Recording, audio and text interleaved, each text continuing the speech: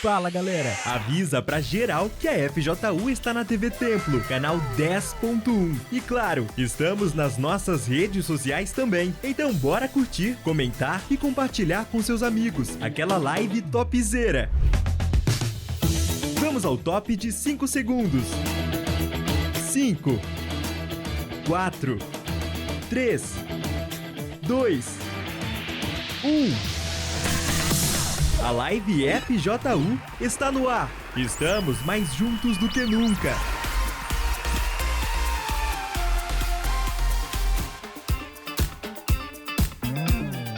Fala pessoal, tudo bem? Bem-vindo a mais um live FJU. Hoje a gente vai conversar com um casalzinho recém-casado, né? Sim. 2 anos. Sim. Se conheceram no Força Jovem ou não? Não, sim. No mundo e depois vieram para cá. Sim, sim. Então vamos entender um pouquinho aí como é que era a vida de cada um deles, tá bom?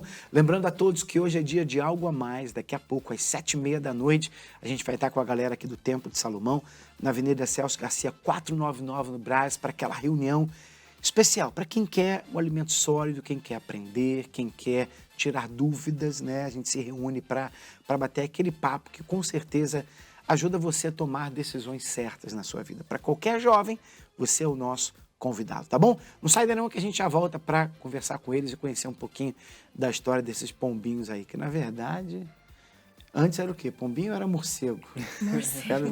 Eram os morceguinhos que viraram pombinhos, tá bom? A gente volta já já, não sai daí não.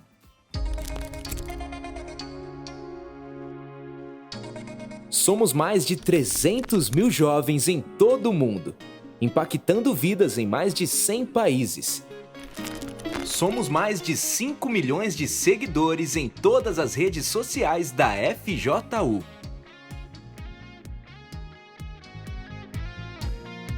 Com 9 projetos para o desenvolvimento de talentos, a FJU não para. No Projeto Esportes, diversas modalidades: futebol, basquete, vôlei, artes marciais e muito mais. Aqui você vai se desafiar, vencer, se divertir e se desenvolver.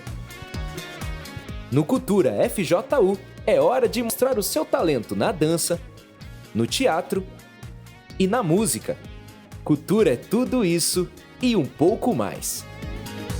No Projeto Mídia, o foco é comunicar, na produção audiovisual e no jornalismo, no design, na fotografia e nas mídias sociais.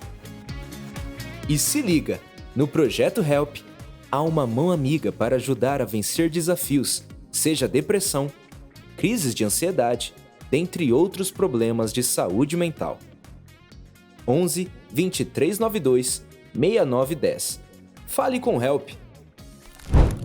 Nossa energia explode com mega eventos que são pura inspiração e diversão.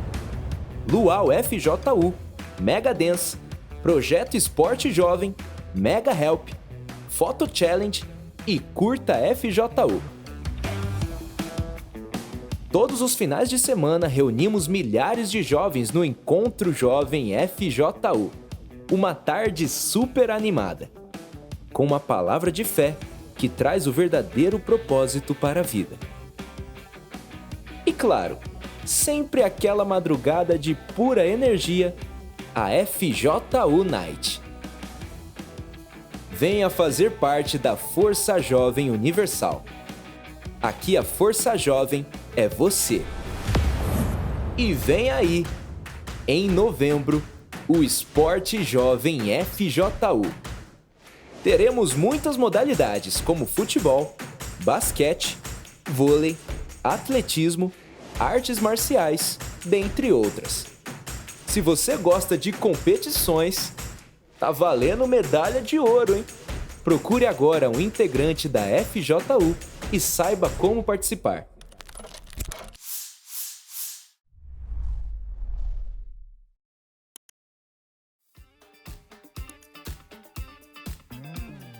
Vamos lá então bater um papo com eles? Começa com quem? Aliás, a dupla Gabriel e Gabriele. Gabriel e Gabriele. A diferença é só um Ezinho, né? Só um Ezinho, é o mesmo nome, né? Sim. Então vamos lá, começando com você, Gabriele. Conta pra gente, você tá com quantos anos? 22. 22, casados há 2 anos, né? Sim. Conta pra gente a tua história, então. Eu cresci na igreja, né? Minha avó, através da minha avó e do meu avô.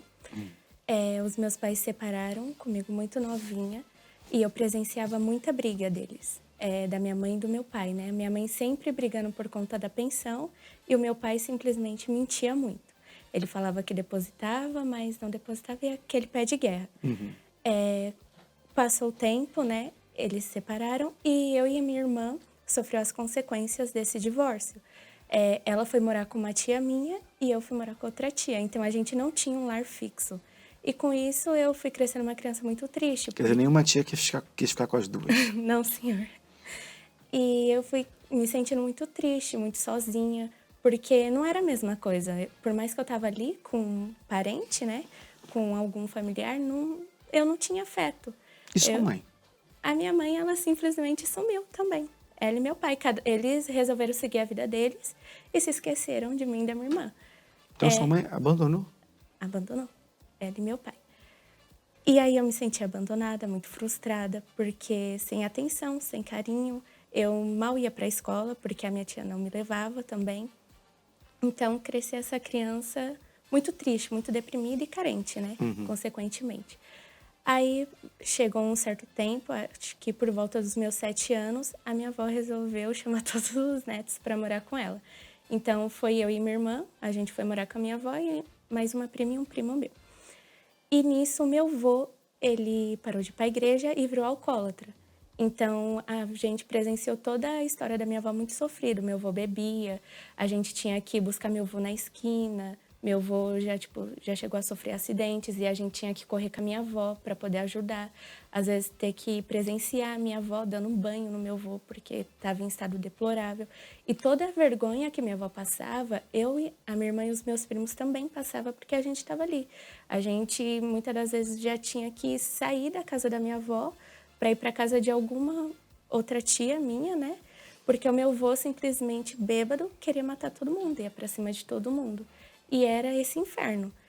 E chegou uma certa idade, ali por volta dos meus 11 para 12 anos, a minha mãe, ela já tinha conhecido meu padrasto, já tinha tido a minha irmã mais velha e arrumou uma casa. E como ela tinha se estabilizado, né, ela resolveu pegar eu e minha irmã de volta e junto a minha prima.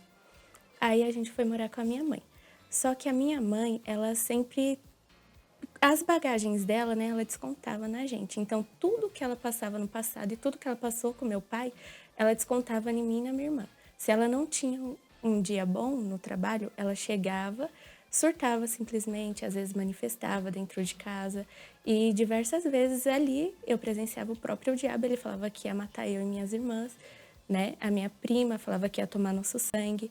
Eu me recordo de um episódio em que minha mãe, ela manifestou e enfiou a faca na porta do meu quarto e falou assim que essa faca era para ser enfiada em mim, que ele só não me matou porque na mesma hora tinha gente de joelhos orando por mim. E nisso comecei a ir para a escola e me envolver com as más amizades. Porém, a minha prima, ela já estava firme na igreja, né? Ela se firmou tudo e às vezes ela me levava. Minha prima tinha por volta dos seus 16 anos. E eu participava do TF-Team também. Então, eu ia para a igreja, mas, ao mesmo tempo, eu também tinha minha vida no mundo. Porque eu conhecia as más amizades e ali eu achei que ia preencher aquele vazio, aquela carência. Ali eu tinha a atenção que eu não tive dos meus pais, né? E eu comecei a me envolver com vários meninos. Eu alcancei uma certa popularidade, né, na escola. E bebia, falava para minha mãe que eu ia sair com as minhas amigas, mas na verdade eu ia ficar com meninos, eu ia beber escondido.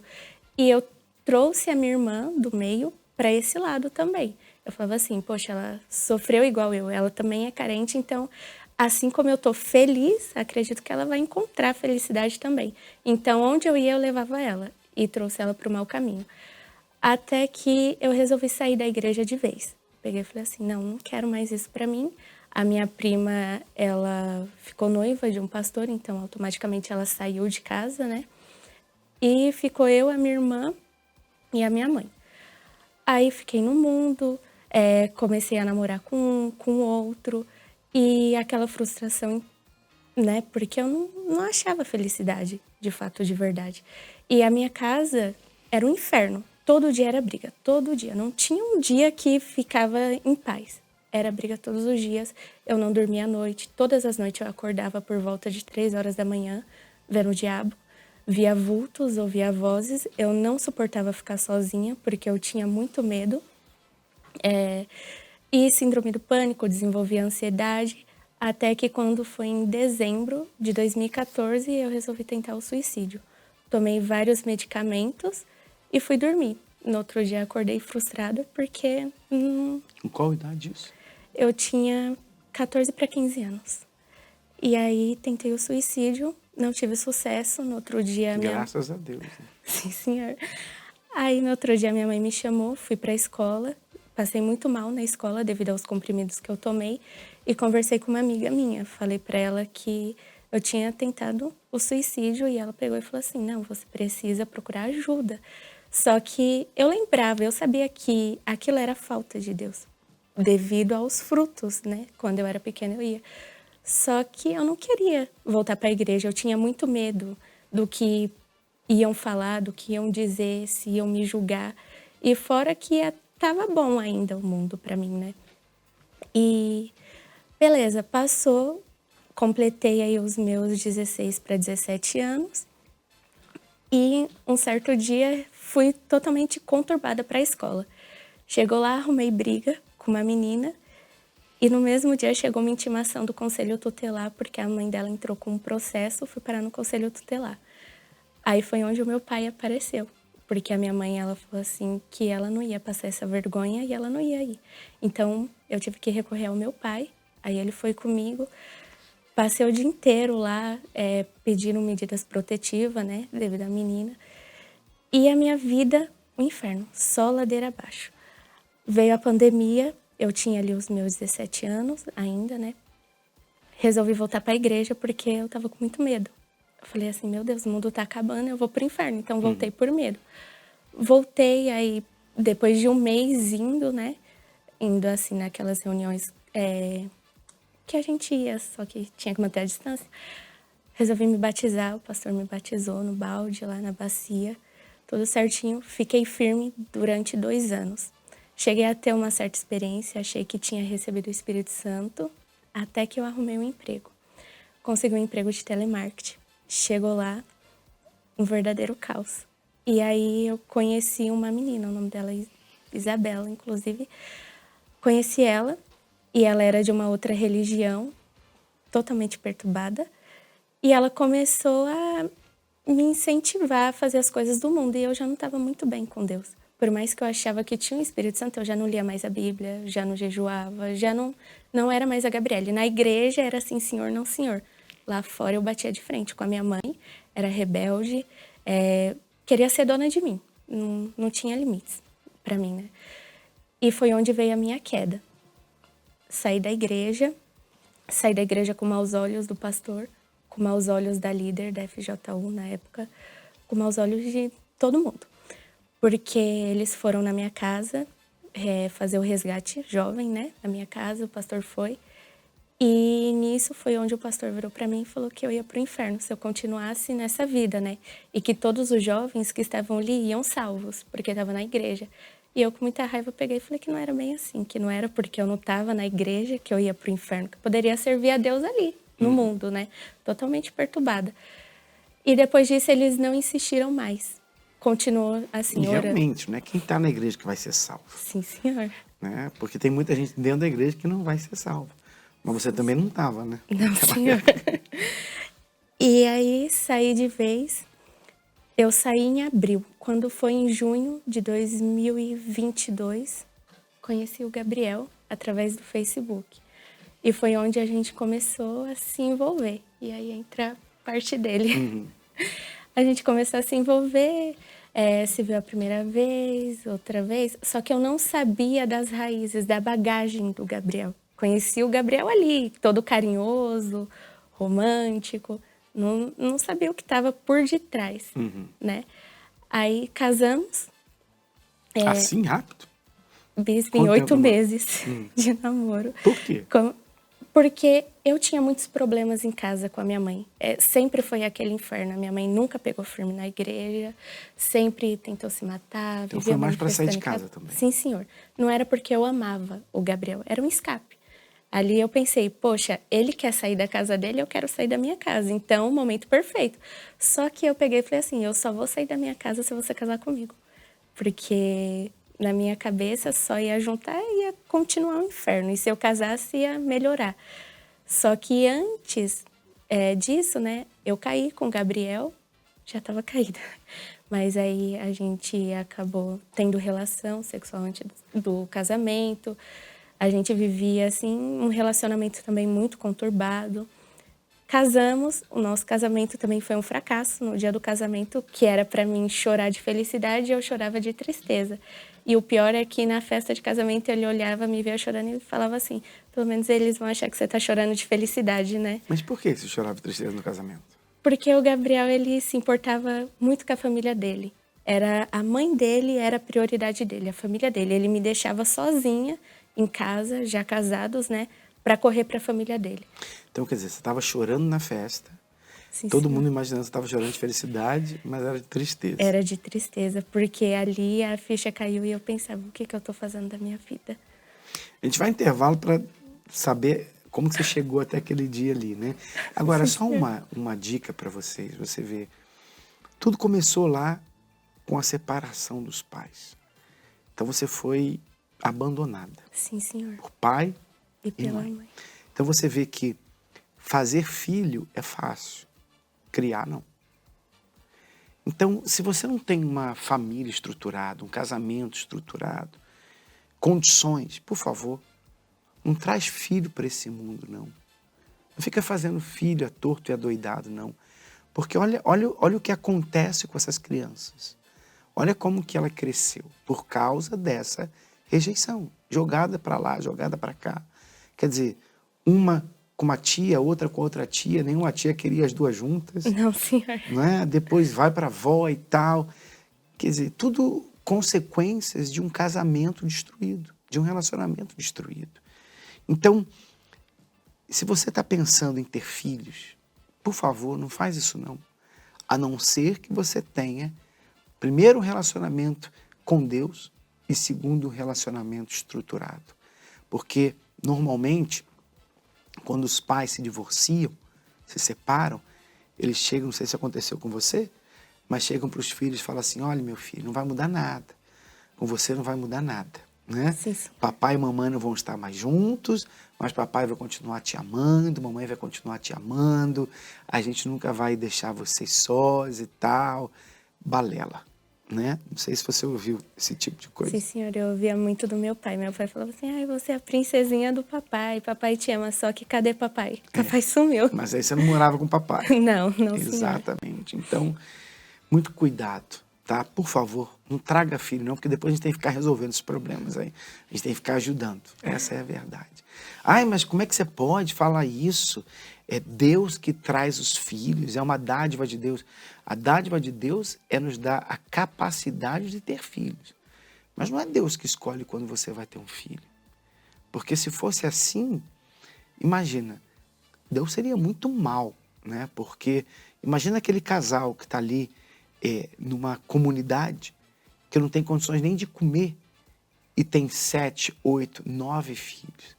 Será que Deus, vendo aquele casal ali, passando necessidade, passando fome, com 8 crianças, sem ter o que comer, as crianças morrendo de fome, eu vou dar mais uma. Ah, vou dar mais uma para ela também. Aí tem 9, 10, não, vou dar mais uma aí. Se já está ruim, vai ficar pior. Será que é assim que Deus trabalha? Eu não consigo entender Deus dessa forma. Então, Ele nos deu capacidade para procriar, não tenha dúvidas. Mas a gente escolhe, né? Por isso que o sexo fora do casamento é pecado. Você vai ter isso depois de um casamento sólido, um casamento de acordo com a direção dele. Você vai escolher a pessoa certa, aí tudo bem, aí tem tudo para dar certo. Né? Você está casando com a pessoa certa, uma pessoa de Deus, e você também é de Deus, se guardando até o casamento, então são outros 500. Agora, fazer as coisas da maneira contrária a palavra de Deus e depois dizer, não, eu tive um filho porque Deus me deu. Aí já não é Deus, não.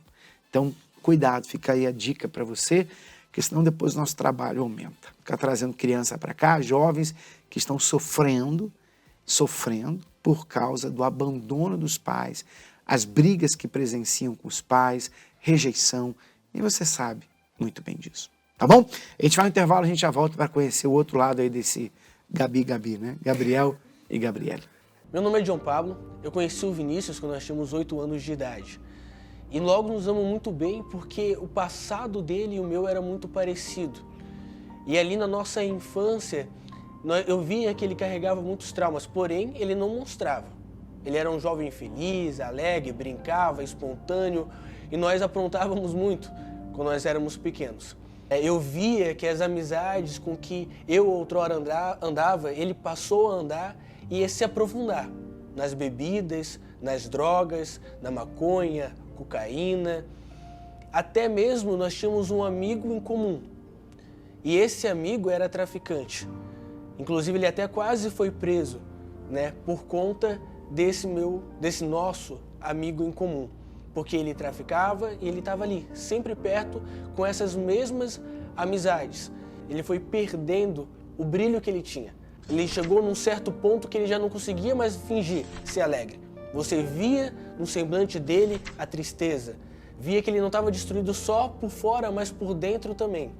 Por conta das drogas, por conta das mais amizades, por conta das frustrações. Inclusive, eu até parei de ir na casa dele por conta das brigas que ele tinha com o seu pai.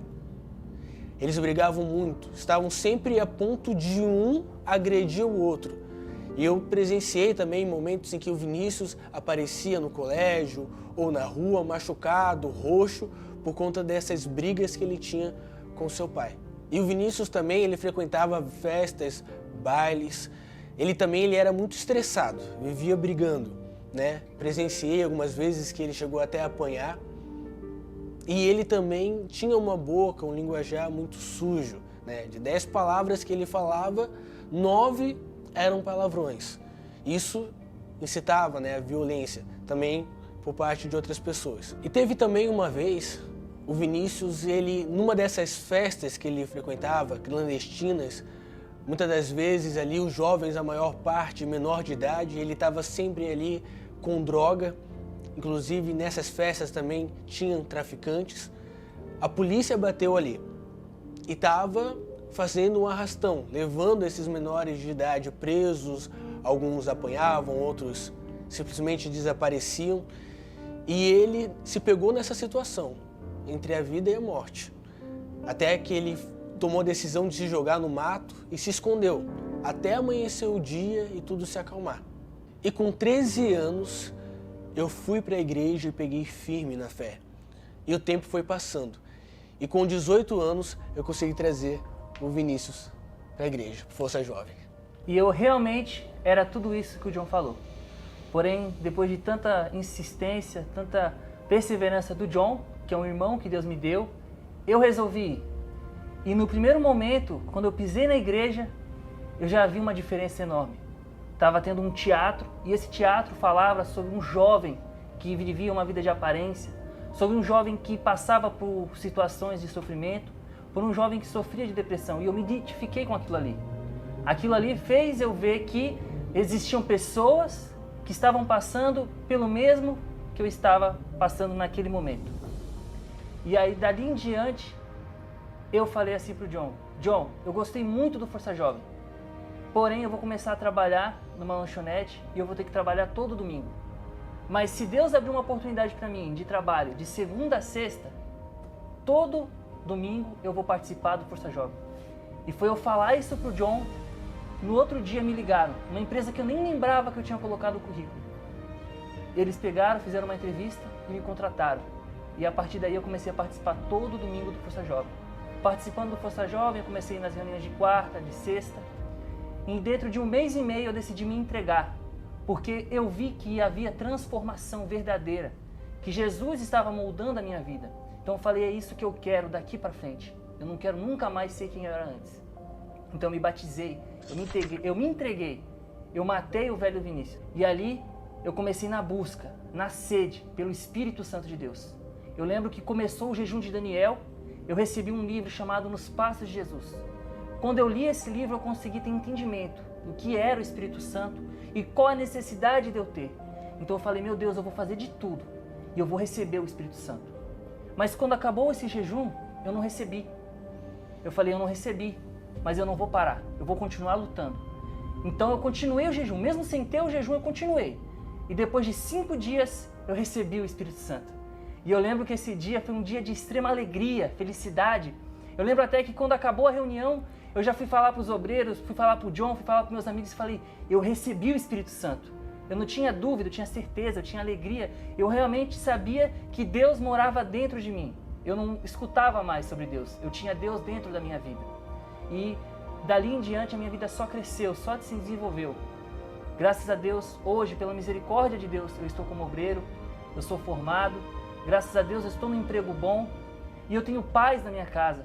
Como o John disse, com meu pai eu não tinha uma relação correta, não tinha uma relação de pai e filho. Hoje a gente senta, a gente conversa, a gente janta, a gente almoça, a gente tem uma felicidade em estar junto do outro.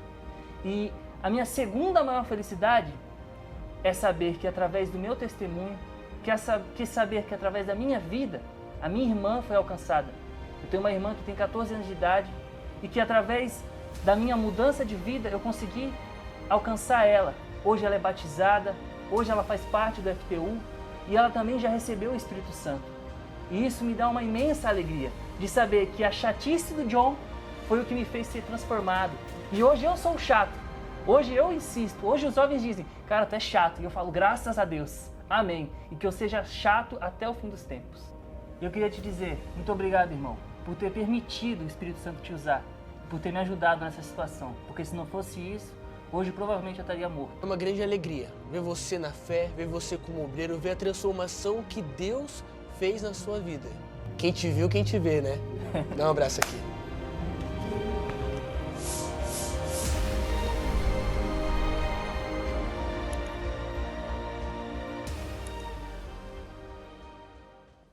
Vamos lá então conhecer o outro lado desse casalzinho aí?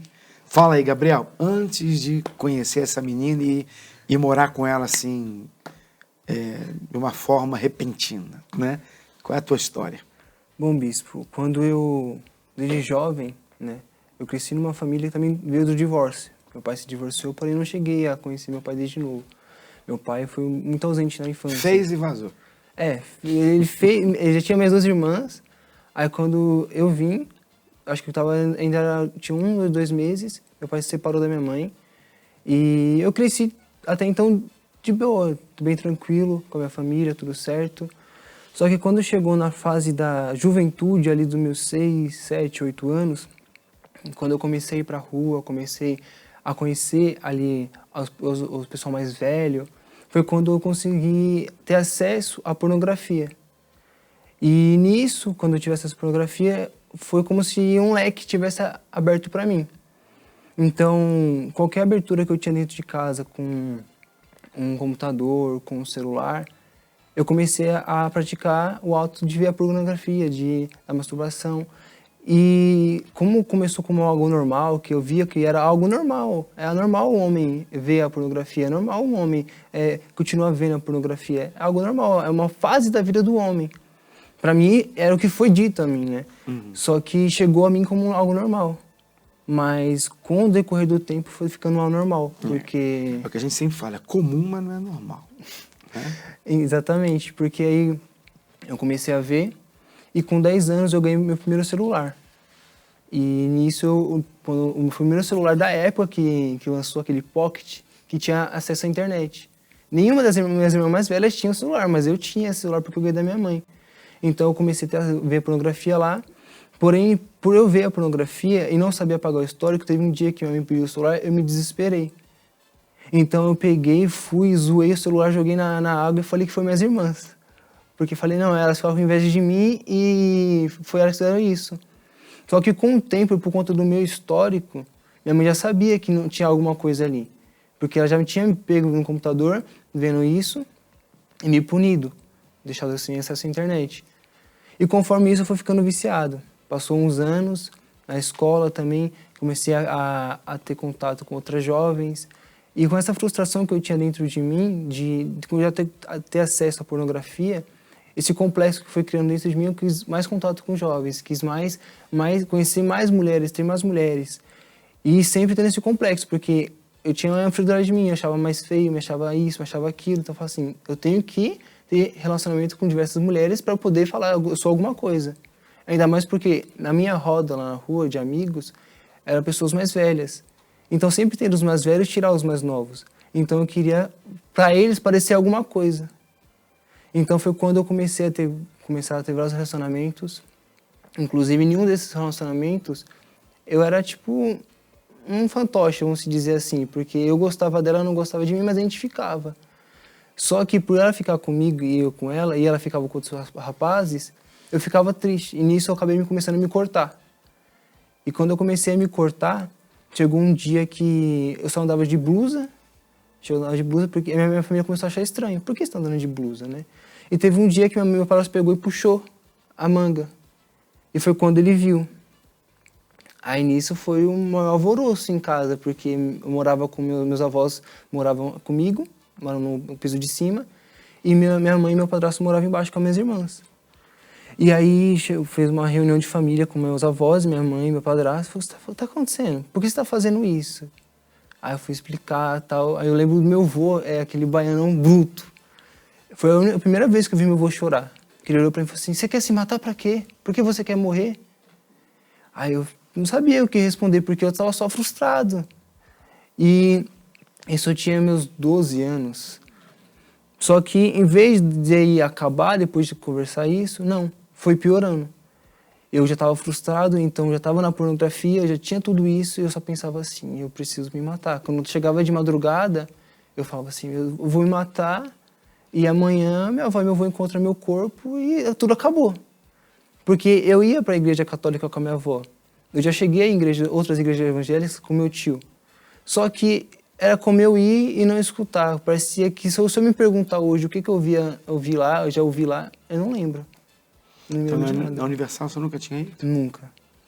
Eu já cheguei a conhecer a Universal na escola, já no 6º ou 7º ano. Só que eu só ouvi falar. Uhum. Eu ouvi falar mal, como sempre, né? É de costume o pessoal falar mal, mas não conhecer. Uhum. Tanto é que eu passava em frente à Universal, que tinha lá perto da minha escola, e ainda zoava com os moleques lá. Tinha aquele comercial, eu sou Universal. Ele falava assim, eu sou ladrão, sou isso, aquilo, eu sou Universal. Uhum. Então, nisso, eu pensava toda madrugada em me matar. Quando eu tive novamente um celular com acesso à internet, eu passava a madrugada em claro, na pornografia, passava em grupos no Telegram, e com isso eu passava conversando com outras jovens de outras cidades, de outros países, e isso foi me causando frustração, porque eu ficava, meu Deus, eu não quero mais fazer isso. Eu tinha consciência que tinha um Deus, mas eu não sabia a palavra dele. Então eu falava, meu Deus, eu não quero fazer isso. Eu lembro que eu chorava, e sempre que eu terminava de ver a pornografia, eu chorava, eu não queria mais aquilo. Mas volta e meia, no outro dia, eu estava novamente em grupos, novamente vendo pornografia, novamente frustrado. E foi passando a adolescência, tive casos com outras jovens no mundo. E isso, todo final de semana eu saía com uma jovem diferente. Foi aí que você conheceu ela? Foi aí que eu conheci ela, porque eu estava num ponto, bispo, que eu tinha uma visão dentro de mim. Por eu conhecer um pouquinho da igreja evangélica, eu falava assim, olha, minha vida é desse jeito assim. Ou eu vou ser um pastor dessa igreja, de igrejinhas assim, ou eu vou ser traficante, vou ser bandido. Porque ou eu me conserto de vez, ou eu me estrago de vez. Porque o que eu queria no momento era dinheiro e mulheres, e respeito. Uma coisa que o crime oferece rápido, mas também tira rápido. Então eu falei assim, olha, acho que o crime é minha solução. Foi no momento que eu tinha muito ódio por policiais. E se você me perguntar a raiz desse ódio, eu não sei por quê. Só simplesmente surgiu esse ódio dentro de mim, de policiais e de eu querer me envolver no crime. Foi quando, através de amigos, eu me deparei em uma biqueira, que era uma rua, literalmente um morro, era um U. Eu estava lá embaixo, na biqueira, tomando bebida com pessoas que estavam vendendo droga e estelionatário. E aí, tipo, naquele momento, é como se olhasse em volta e visse tudo em câmera lenta, falando, o que eu estou fazendo aqui? Mas ainda assim eu segui em bailes, segui em bebidas, segui com jovens. Foi quando nessa sede de sair com mais jovens, de ficar com mais jovens, a Gabriela me mandou mensagem pelo Facebook. Aí eu falei, mais uma, né? Vamos conversar. Aí eu comecei a conversar com ela. Aí ela falou assim, teve um dia que eu tava no campo, como de costume, eu moro de frente a um campo de futebol. E como de costume, todo domingo pela manhã, eu tava no campo lá, assistindo o jogo com um amigo meu. E eu tava conversando com ela, mas eu tô meio ruim, tô com cólica e tal. Aí foi como uma isca pro peixe. Eu peguei e falei assim, você quer um chocolate? Eu levo pra você. Aí eu... Vocês moravam perto ou não? Sim, sim. Questão de 1 quilômetro só, pertinho. Aí eu peguei e falei, tá bom. Aí ela falou assim, quero. Peguei, fui no mercado, passei em casa, me troquei, me arrumei, fui no mercado e comprei o chocolate. Por incrível que pareça, a primeira vez que eu vi ela, já conheci a família dela e entrei na casa dela. Então eu levei o chocolate, aí a mãe dela tava lá com os avós. Aí já fiquei, meu Deus, o que eu tô fazendo aqui? A família dela tá aqui. Eu nem queria nada sério, né, na época. Aí eu levei o chocolate, assisti um filme. A mãe dela assim, aí o vô dela falou assim, eita, leva ele em casa pra tomar um café qualquer dia desse. Porque Isso o vô dela... primeira vez já? Primeira vez. E o vô dela pensando que era algo sério. Aí eu falei, meu Deus. Aí tá bom. A gente ficou durante 1 mês se vendo, porque eu trabalhava na rua de cima da casa dela. Então isso facilitou até mesmo na gente, na hora da gente fornicar. Porque quando a gente começou a namorar, na hora do meu almoço, eu ia pra casa dela, ela tava sozinha, então a gente ficava. E isso ficou durante 8 meses, a gente namorando e no pecado. E nesses 8 meses, uma vez só a gente foi na Igreja Universal, que foi no domingo, que era o último dia desse pastor, justamente que ela tinha a mágoa. Foi o último dia que ele estava lá, ele ia ser trocado. Eu conheci ele e tal, a gente tirou uma foto em frente ao altar. Aí conheci o Força Jovem, cheguei a jogar bola com o pessoal do Força Jovem, tentaram me trazer para perto, só que o mundo ainda era muito forte para mim. E a gente se afastou novamente, não ficou firme nesse tempo aí. Quando deu 8 meses de namoro, as brigas na casa dela estavam muito grandes. Então eu peguei e falei assim, vamos morar junto.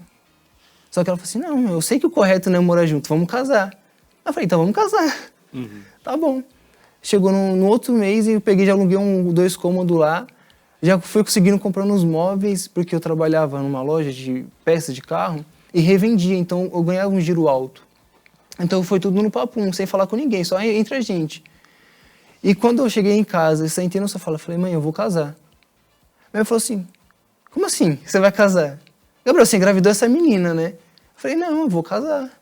Eu vou casar, já aluguei a casa. Como assim, você alugou a casa, já vai casar e vai alugar a casa? Eu falei, é. A minha mãe ficou frustrada, aí foi quando minha mãe começou a implicar no nosso relacionamento. Ela, Gabriel, pensa direito, que não sei o quê. Eu tava lá, você só fica na casa dessa menina, vem pra casa, fica com a gente, fica na casa dessa menina. Foi quando a Gabriela também se frustrou com a minha família. Passado um tempo, a gente casou no cartório com 8 meses de namoro. A gente casou. E quando a gente casou, teve esse problema. Porque no dia do casamento no cartório, a gente também fez um almoço. E a família dela chegou primeiro, tal, ela tava todo mundo lá. E eu ficava, não, minha mãe tem que chegar também, minha filha também tem que chegar antes de todo mundo comer. Ela falou assim, não, Gabriel, o pessoal já tá aqui há muito tempo e tal. E foi onde a gente teve essa discussão. E eu deixei ela na mesa comendo para ir receber minha família. Aí ela ficou muito triste, começou a chorar. Aí eu peguei e cheguei nela e falei assim, você tá chorando, pelo menos o pessoal vai pensar que é de felicidade, não de tristeza, né? Aí passou o dia, chegou em casa, ela tava chorando, totalmente destruída, porque ela pensava que era alguma coisa. E aí, tá bom, passou o dia, a gente foi indo relevando. Então casaram, juntos, e não melhorou o relacionamento? Não. Só piorou. Brigas? Muitas. Ciúmes, não? Ciúmes não tinha tanto, era mais a briga minha com a mãe dele. Porque a mãe dele passou a não gostar de mim, porque ela achava que eu tomei o filho dela, e eu não gostava da mãe dela pelas atitudes que ela tinha, porque o Gabriel, por mais que ele estava casado, ele continuou sendo filhinho da mamãe. Então, se ele saísse para trabalhar, não era a mim que ele tinha que avisar, era a mãe dele.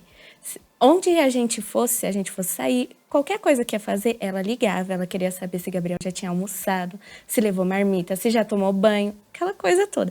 E aquilo me estressava, porque... Ali era para ser o seu papel. Exatamente. Eu, poxa, eu casei com uma criança, então eu me vi muito frustrada. Então, vocês eram criança mesmo.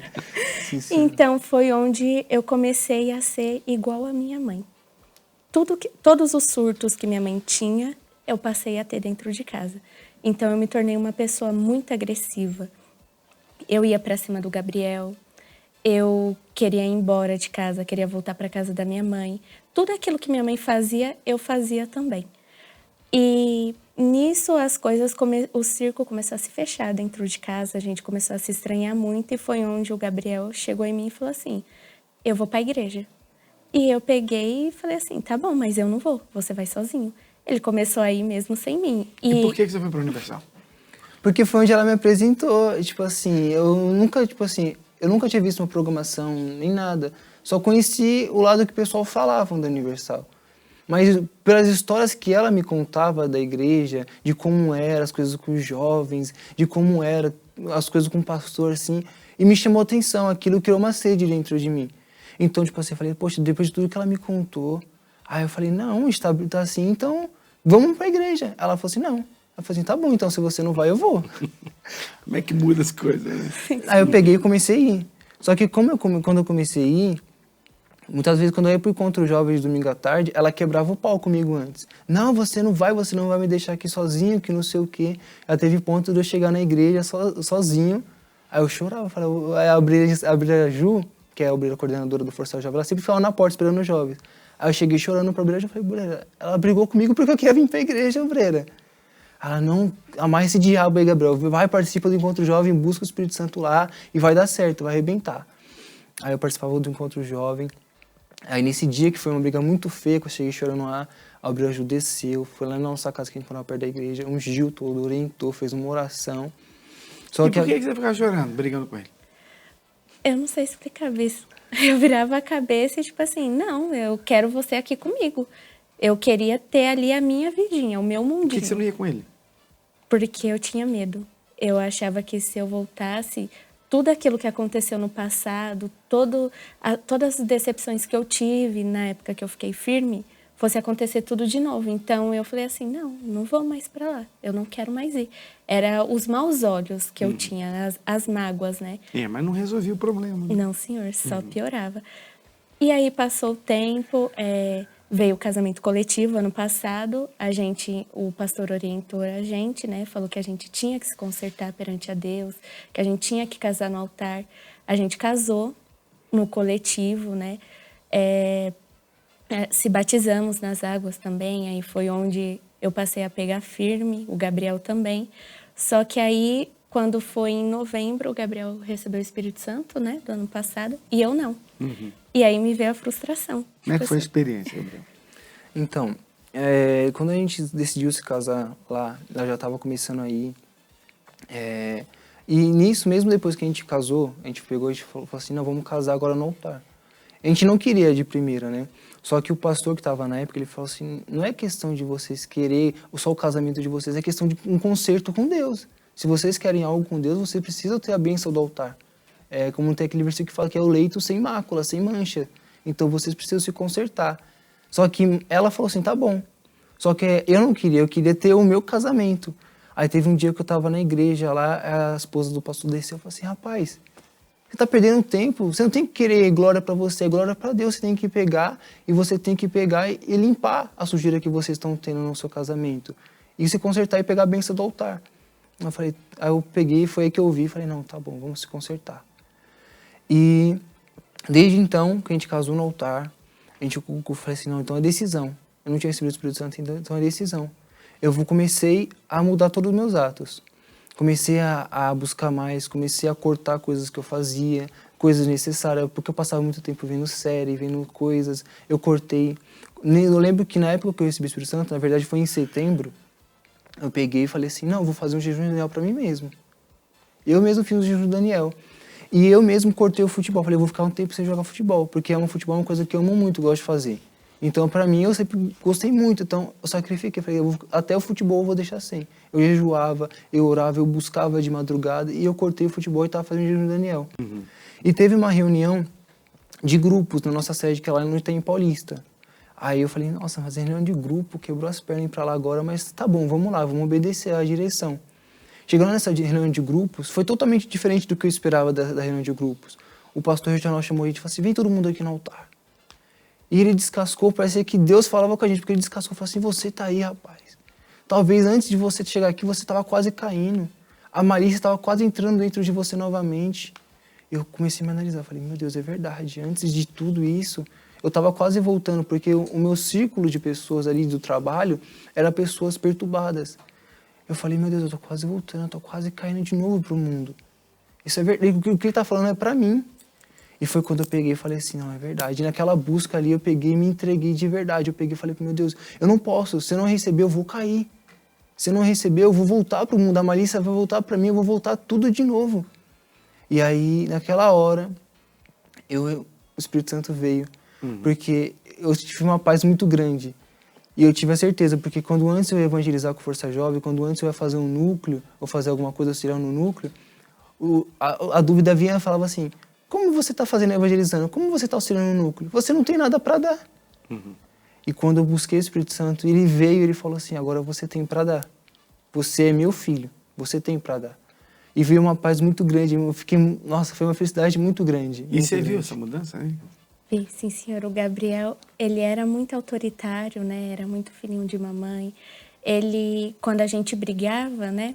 Eu explodia de um lado e ele, para apaziguar, né? Ele achava que eu ia fugir ou fazer alguma coisa, então ele desligava a internet, tomava meu celular, trancava a casa inteira e me largava lá sozinha, sem nada. E aí ele mudou, ele passou a ter mais paciência. Quando ele via que eu ia explodir, quando a gente brigava, né? Ele saía, me deixava lá, tipo, procurava resolver. Ele me incentivava, tipo assim, não, ora mais, busca mais, medita mais. Eu tô aqui, eu vou te ajudar. Ele passou literalmente a ser um cabeça de casa e ele se tornou um homem, né? De moleque ele foi para homem, né? E só que aí o Gabriel mudou e a Gabriele regrediu. Novamente, mesmo firme, batizada nas águas, evangelizando ali, ativa no Força Jovem, né? Eu não mudei. Ao invés de eu ficar mais firme, quente, né? Vamos dizer, eu apaguei de vez. Então, quando ele recebeu o Espírito Santo, eu me frustrei, porque eu pensei assim, poxa, eu cresci na igreja, ele chegou agora e ele já recebeu e eu não. Só que o Gabriel, ele estava ali, ele vivia buscando, meditando, em propósito. Tinha vezes que eu fazia a janta ou alguma coisa pra gente comer, ele falava, não, tô em jejum. E eu ficava tipo assim, ai, que saco. Então, ele passou a ser uma pessoa espiritual, né? Já eu não. Eu, enquanto ele estava envolvido com as coisas de Deus, eu estava envolvido com o mundo, com a rede social. Como eu tinha fama, né, na época, eu sentia falta daquilo, né, dos aplausos do mundo. E é algo que normalmente não tem dentro da igreja, né? Porque tudo a gente serve a Deus, não por mérito nosso. E eu queria mérito, eu queria glória para mim mesma. E como é que foi que você mudou, então? Bispo, depois de muitos surtos, passava mal, sexta-feira manifestava feio com o demônio, manifestava em casa. Teve uma sexta-feira que eu não me esqueço até hoje. Eu fui para a igreja, só que nesse dia eu peguei e falei assim, não, eu não vou passar essa vergonha, então eu tranquei meu coração. Passou a libertação, tudo, fui embora para casa do mesmo jeito. Chegou em casa, eu fui querer me matar. Fui atrás de faca para me matar. O Gabriel impediu, né? Eu entrei em crise, chorava muito. E aí, minutos depois, a minha tia me ligou pedindo ajuda que meu tio estava manifestado dentro de casa. E ela não sabia o que fazer. E ali eu me senti muito frustrada, porque eu tinha uma aparência de quem estava firme na igreja, eu estava ali com a minha tia precisando da minha ajuda e eu não podia ajudar, porque eu estava na mesma situação, vamos se dizer, que o meu tio. E tudo para mim começou a dar errado, então perdi meu emprego, o meu casamento estava por um fio para mim perder também. A minha vida espiritual totalmente fria, eu já não tinha mais paz, eu não conseguia ficar sozinha. Para dormir à noite, assim, eu dormia, só faltava eu entrar dentro do Gabriel de tanto medo que eu tinha. Eu via ali vultos, né? Eu sentia o diabo vindo me buscar minha alma. E teve um dia que eu não fui, numa sexta-feira, para a igreja, e o pastor mandou o Gabriel, mais outro jovem, me buscar, de carro lá em casa. Fui para a igreja, eu já tinha acabado a reunião, e o pastor... Eu vi o próprio Deus ali, revoltado com a minha situação. Ele virou para mim e falou assim, você vai esperar você perder tudo, até mesmo a sua salvação, para você querer alguma coisa com Deus? E foi um choque para mim. Eu peguei e falei assim, meu Deus, eu preciso decidir, né? E nisso, passou o ano, 2025. Começo do ano ainda a mesma coisa. Eu falava que ia mudar, que ia mudar. Cheguei a descer as águas várias vezes, 7 vezes. Eu desci as águas e não mudava. A Gabriele, né? E a obreira Juliana, líder do Força Jovem, sempre ali. Ela não desistiu de mim em 1 minuto. Eu sempre chorava para ela, não, obreira, eu quero mudar. Ela, não, eu acredito em você. Ela lutou a minha luta, eu posso dizer, né? Porque ela insistiu demais, ela postou todas as fichas dela em mim. Tinha pessoas que viravam para mim, até mesmo obreiros, e falavam assim, para você não tem mais jeito. Porque você vive brincando com Deus, você não quer nada sério. O que você quer aqui? Só esquentar banco? Mas ela não, ela foi diferente, ela sempre ali se entrega. Quando tinha a vigília da FJO, ela falava assim, não, essa vai ser a sua vigília, essa vai ser a sua noite, se entrega, se batiza, você vai conseguir. E aí, quando foi em outubro do ano passado, na verdade, eu me batizei, no começo desse ano as coisas começou a piorar, porque as crises de ansiedade voltou. Toda vez que eu ia buscar o Espírito Santo, vinha uma crise de ansiedade. E eu não conseguia buscar.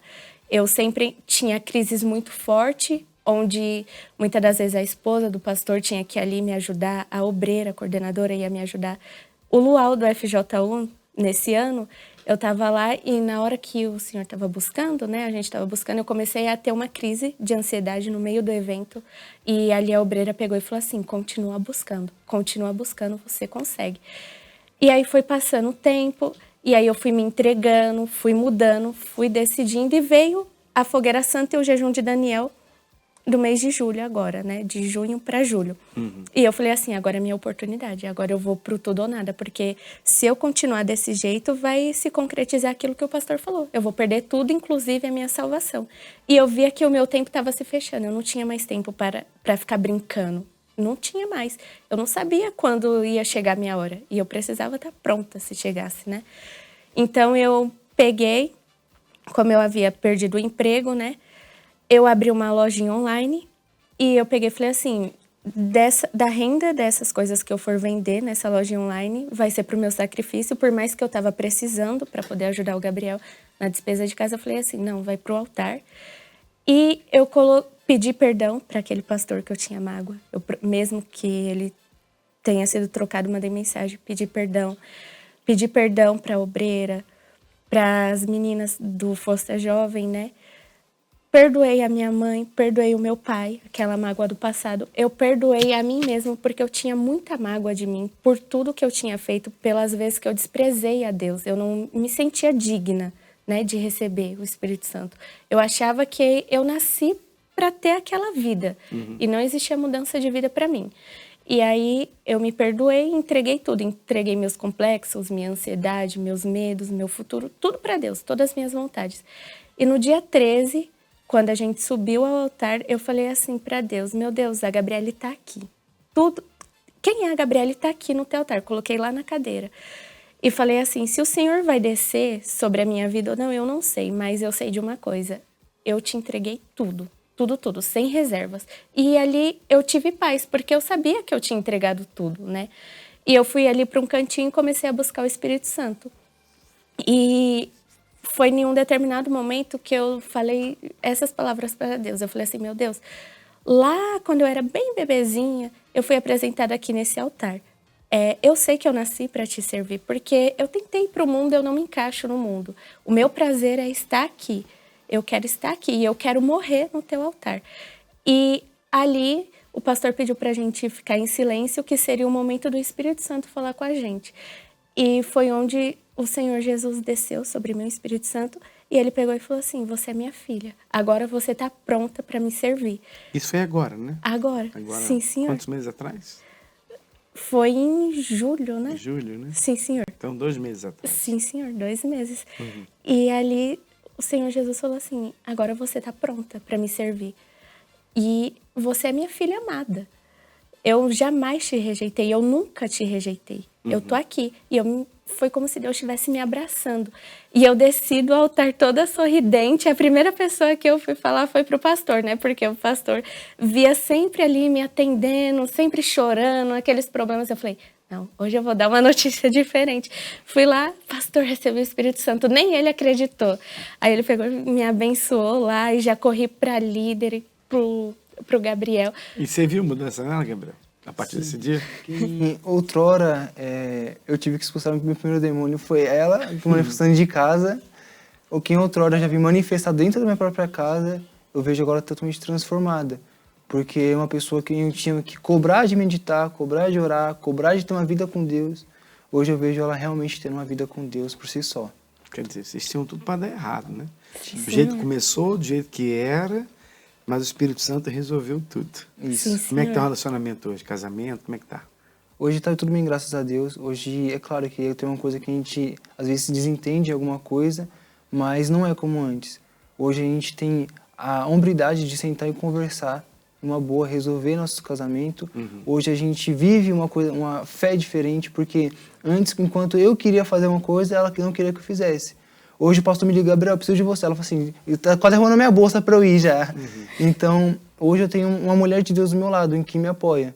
E eu tenho certeza que o Espírito Santo desceu sobre ela não porque ela faz alguma coisa, mas por quem ela é e por quem o nosso casamento está se tornando. É.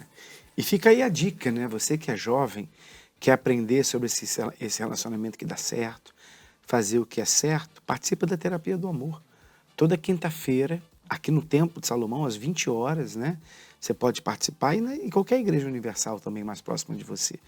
Participe para você aprender. Não é para quem está em relacionamento apenas ou para quem quer começar um relacionamento. Para quem quer aprender o amor inteligente. Quinta-feira agora, o Bispo Renato e a Cris vão estar aqui no Templo de Salomão, na Avenida Celso Garcia, 605 aqui no Brás, tá bom? E hoje, como vocês já sabem, a gente vai ter o Algo a Mais, aquela reunião diferenciada no Força Jovem Universal, para quem quer aprender, para quem quer conhecer mais da Palavra de Deus, tirar dúvidas, às 7h30, vou estar com vocês aqui. Celso Garcia, 499, no Brás, bem do ladinho do Templo de Salomão, a gente se reúne ali às 7h30 da noite, tá bom? E vocês participam do Força Jovem onde mesmo? O Rocoleirinha, no Jardim Centenário. Jardim Centenário. Isso. Qual o dia do encontro jovem lá? É aos domingos, às 14 horas da tarde, na Rua Coleirinha, número 45. Coleirinha. Coleirinha, sim, Tá senhor. bom, então.